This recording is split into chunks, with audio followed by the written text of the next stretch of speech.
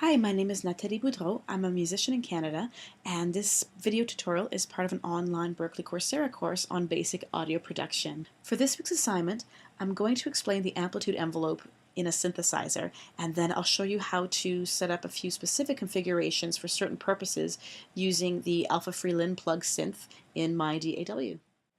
In a synthesizer, the amplifier helps to shape the volume of the sound that you're creating, and you can direct just how it modulates the amplitude over time by defining its envelope. The envelope defines a specific path by which the volume will be modulated every time a key is pressed, seen here as note on, or subsequently released, seen here as note off.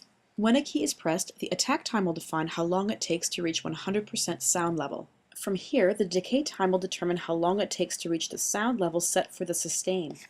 The sustain level determines the amplitude at which the sound will carry on so long as the key is still being pressed down. And finally, the release time refers to how long it takes for the sound level to reduce back to zero. It's important to note that the starting point for release time is wherever the sound level happens to be at the time that the key is released.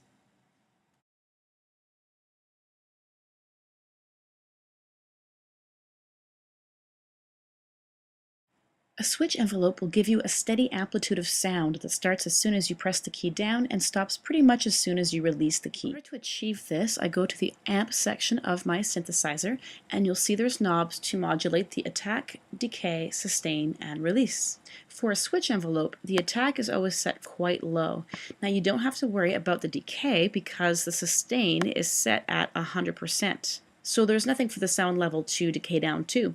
And last but not least, the release should be quite low. Now I'm going to play a note, and you could tell it starts and stops as soon as I press and release the key. You can even hear a little bit of a click before and after the tone, and that is because sometimes we do need to add just a little bit of attack and a little bit of release to get rid of that clicking noise. Now this is a basic percussive envelope setup in that there is little to no attack and no sustain. So once the sound level reaches 100%, you get a steady decay in amplitude until it returns to 0%. However, should you release the key before the sound has had a chance to decay all the way to 0%, you'll get an abrupt cessation of sound, which in effect is a damped percussive sound. That's because we set the release to 0. If you want a smoother transition down to 0% and perhaps a more natural percussive envelope, then just increase the release time. So back in my synthesizer, I'm putting the attack all the way down and my sustain all the way down. The decay I've set about halfway through for the sake of this example, and initially I've got the release all the way down just so I can demonstrate a damped percussion. If I hold a note, the amplitude has time to decay from 100% to 0%. However, if I let go of the key before that has a chance to finish, you'll hear that abrupt silencer effect. To get a more natural percussive envelope, I'm going to bring the release time up to about the same as the decay time. Now when I hit a key and hold it, or if I hit a key and let go really quickly, it's still going to finish that ringtone, and it sounds quite a bit like the initial decay. So we saw with percussive envelopes how once the sound level reached 100%, no further energy was putting into the sound, and so the amplitude dwindled until it went back to 0%. With sustaining envelopes, the sound does initially decay until it reaches a predetermined sustained level, at which it can be maintained indefinitely so long as the key is still being pressed. I set my attack time about 1/3 of the way up here on this knob because I want it to be noticeable but not too overly dramatic. Similarly, I have just a little decay here so that it doesn't take very long to get to the sustained amplitude that I've set on this wheel at about 75%. Finally, I put a little bit of release on there so that the tone tapers off softly after I let go of the key. So you hear that initial swell and then it settles into its sustained amplitude as long as I want to hold the key.